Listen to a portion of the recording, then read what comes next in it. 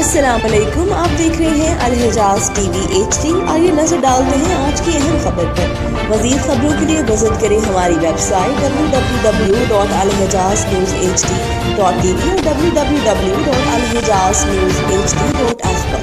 वज़ीर आला पंजाब मोहतरमा मरियम नवाज के विजन के मुताबिक IG पंजाब डॉक्टर उस्मान अनवर और additional IG traffic Punjab Mirza Faran Baig के अहकामात पर DPO गुजरात मुस्तनसर अता बाजवा की हिदायत पर district traffic officer Gujrat Zaheer Ahmed Janjua ने ज़िला हज़ा के तमाम ट्रांसपोर्टर्स हजरात और अड्डा मालकान जिसमें लारी अड्डा, पुराना GTS अड्डा, कटाना अड्डा से मुलाकात की। अड्डा मैनेजर और ड्राइवर हजरात को रोड सेफ्टी ट्रैफिक कवानीन के मुतालिक और हुकूमत पंजाब की तरफ से जारी मुहिम के बारे में ब्रीफ किया।